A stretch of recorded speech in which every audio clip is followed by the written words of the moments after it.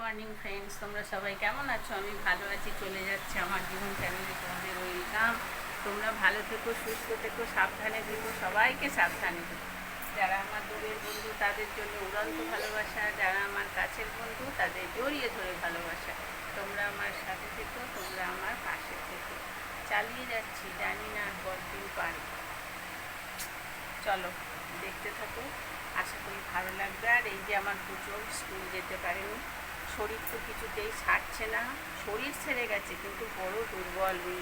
ওই বাচ্চাকে পাঠিয়ে মরবে বলো? কোন কোন বাচ্চার সঙ্গে ঠেলাঠেলি করবে, ফেলে দেবে, তাই জন্য মা পাঠাচ্ছে না। ও বুঝু, হাই বলো, হাই হ্যালো বলবে না? বলবে?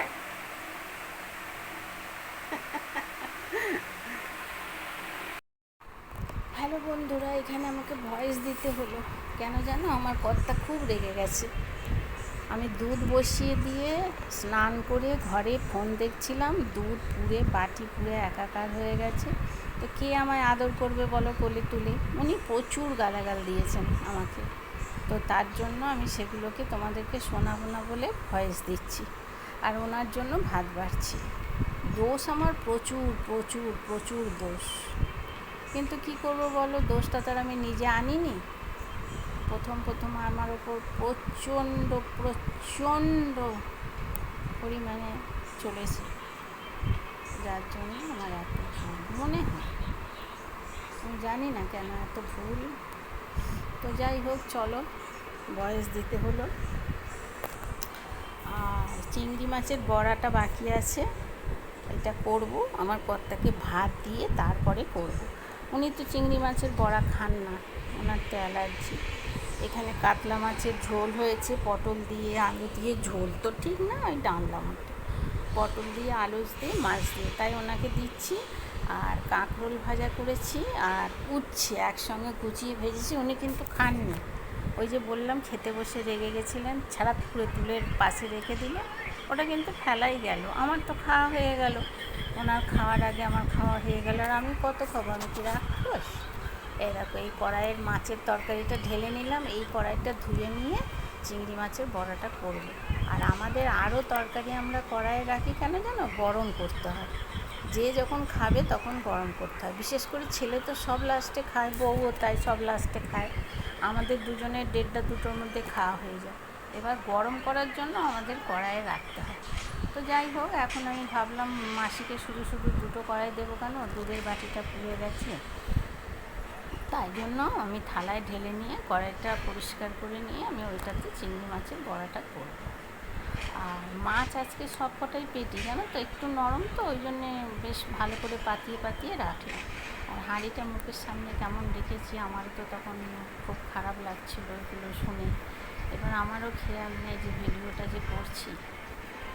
তো চলো, দেখো বন্ধুরা, ভাত বেড়ে নিয়েছি, উচ্ছে কাঁকরোল ভাজা, পেঁপে, আর এই দেখো চিংড়ি মাছের বড়াটা বানাচ্ছি।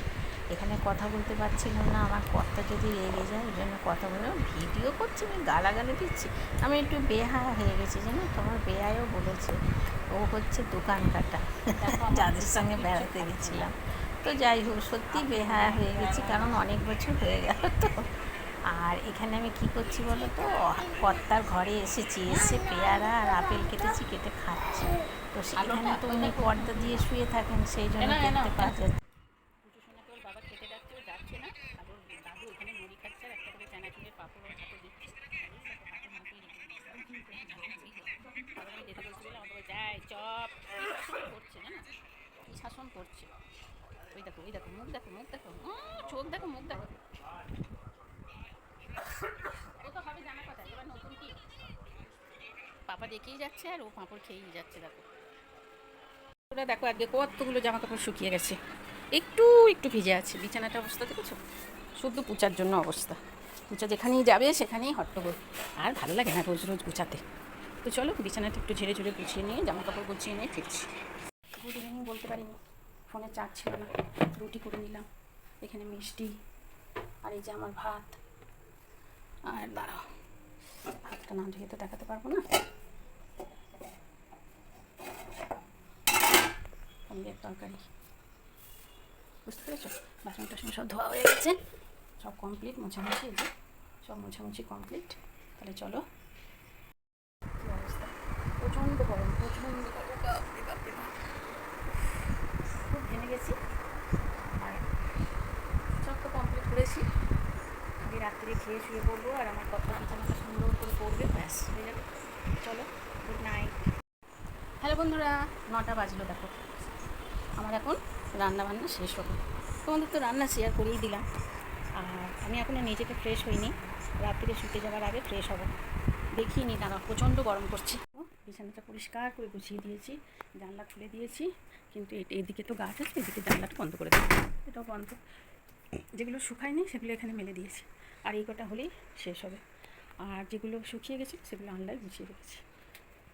এখানেও কিছুটা দিয়েছি, এই যে তালা দিয়ে চলে আসি, যেতে বাইরে চলে একটু যদি ভালো লেগে থাকে লাইক শেয়ার কমেন্ট করো, বন্ধুদের মাঝে ছড়িয়ে দিও, বেল আইকনটা টং করে টিপে দিও পরের ভিডিও পাওয়ার জন্য।